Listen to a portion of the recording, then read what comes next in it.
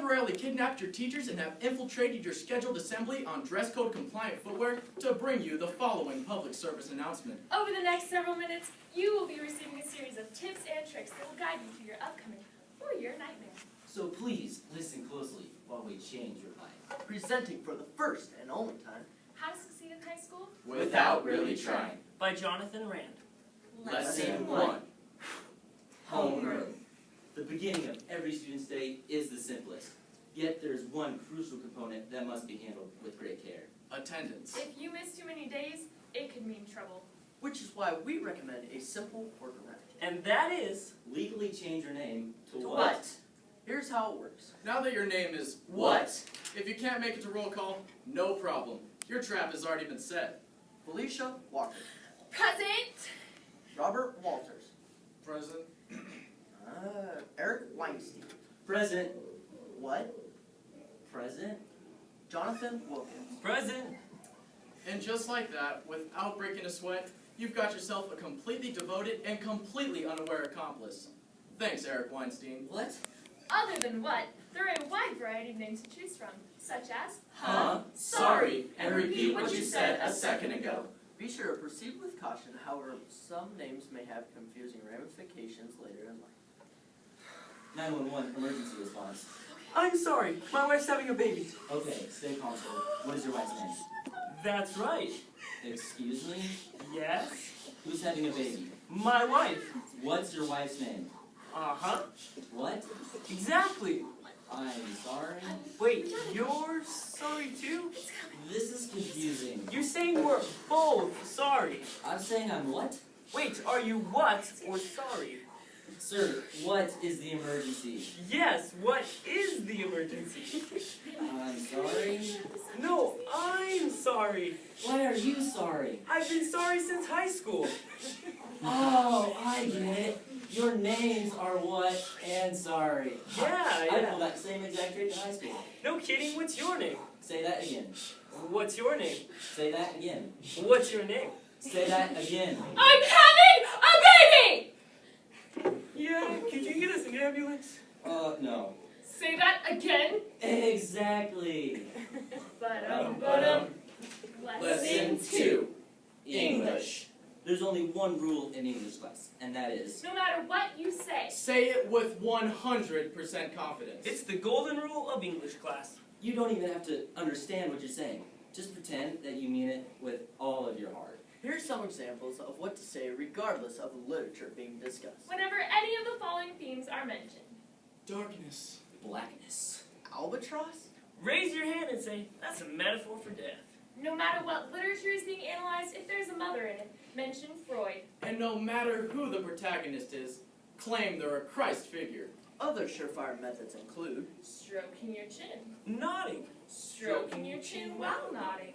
And whenever possible, using the word juxtaposition. for example, It's positively Freudian how the Christ-like protagonist is juxtaposed with the albatross of death.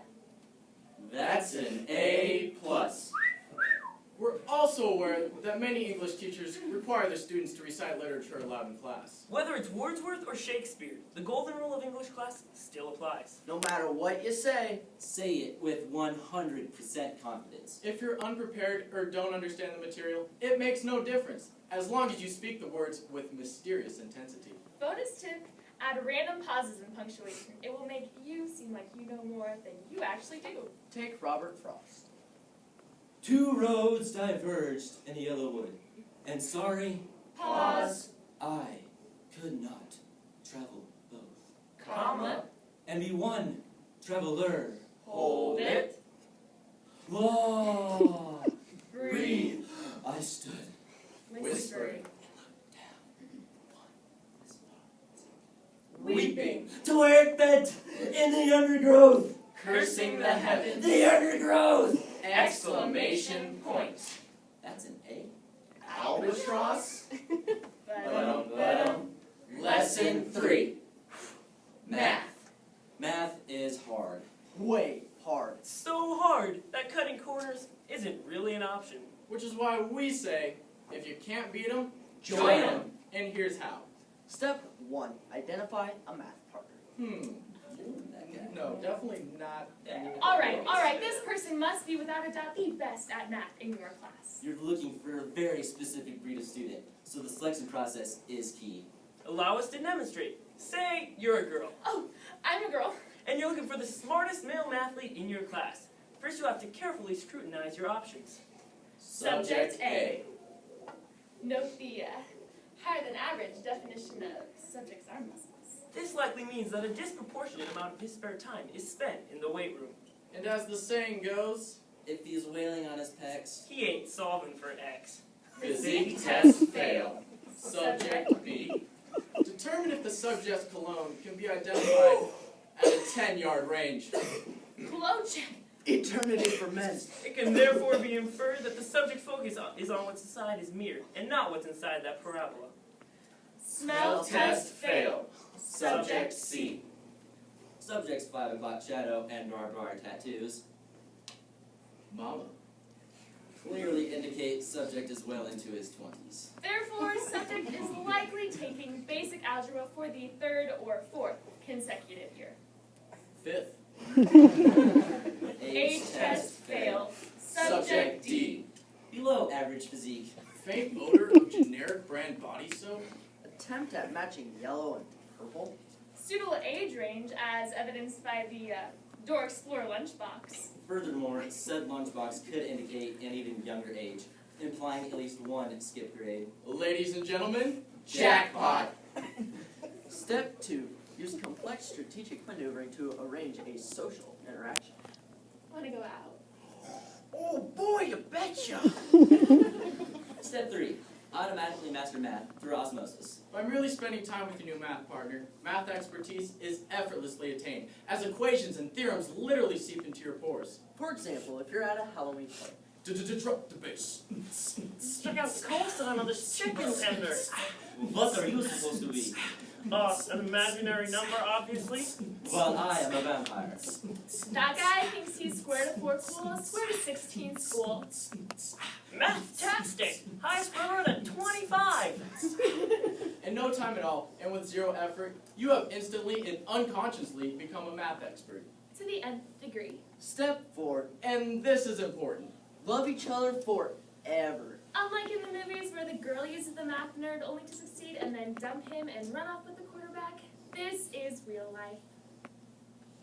And in real life, even though Algebra Boy may seem out of touch and socially inept, It's only temporary. and in 10 years, well, the cool kids have long lost their cool. Math man grows up to be the most centered, most driven, and least thoughtful guy you'll ever meet. So, in 10 years. Would you have rather landed the starting quarterback or the math nerd? You do the math. Lesson 4. Science. Some teachers use what's called mnemonics to help students memorize scientific concepts. Mnemonics are common phrases that help jog the memory. For example, To help memorize the taxonomic classifications of kingdom, phylum, class, order, family, genus, and species, All you have to do is remember, King Philip came over from Great Spain. An expression that regularly comes up in an everyday conversation. Hey Carl, what's up? King Philip came over from Great Spain. Cool! See you later! dude, we found that current mnemonics are old-fashioned and thus no longer effective. For easier memorization, we recommend new and improved versions. For example, to remember the kingdoms of Monera protista, fungi, plant, and animal. Just think, My pants feel pretty awesome. Yeah, they do. it's that easy. Lesson 5. History. What's the hardest part about studying for a history test? The answer, of course, is dates. That's right, dates. And we don't mean the kind of dates this creepy guy goes on. Hi there. We're talking about moments in history. There are quite a few moments in history to remember. Hi there. How many treaties and revolutions and wars have there been? A lot? At least 4. What you're about to see is an actual example from an American history exam. When was the Battle of Appomattox? A. 1861. B. 1863. C. 1865.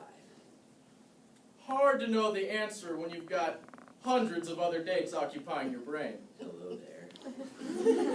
Which is why we've established a way to make studying easier. Notice a common thread among these dates. That's right, they all start with 186. And the odds are the final number will be different for each option. Which means when you're studying, you only need to memorize 2 words. Hi there. Mathematics and 5. By cutting out 75% of your work, a 1-hour study session now lasts 15 minutes. It's that simple. 1 digit is all you need. A word of caution, however, this special method may cause confusion elsewhere in life. Congratulations, class of 6! It feels like only yesterday we were freshmen back in 2. And the Red Sox are 4 world champions. So tonight I'm gonna party like it's a 9. Ba-dum-ba-dum. Lesson 6. Phys Ed. For some people, forced physical exertion is a welcome activity. But not for normal people. Which is why there is an easy way to eliminate all sports from your high school day. And that is, Let your voice be heard. We are sick and tired of the violence, of the barbarism, and of the inhumanity. Bone-crushing sporting events are deteriorating our bodies and our souls. Just look at what happened to little Timmy Johnson's finger. It hurts a little bit.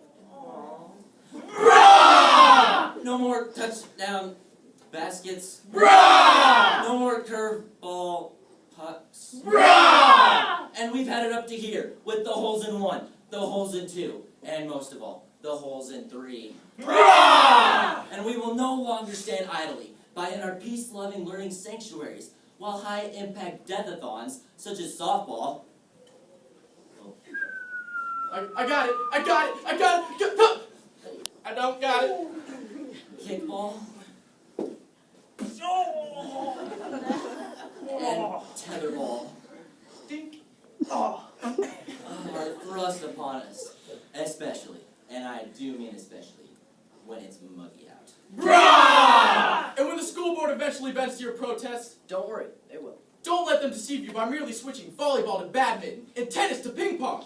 Such replacements still require to move your legs. You simply must not quit till you've won the race. And we mean the figurative race, because a real race would involve your legs. What do we want? Low-impact activities that barely resemble actual sports! And when do we want it? Third period! And once the people have spoken, phys ed will never be the same. And that concludes our final lesson. We hope you apply some of what you've learned today and succeed in high school with flying colors. And if you fail, we're sorry. No, I'm sorry. This has been How How to to succeed in high school Without Really Trying.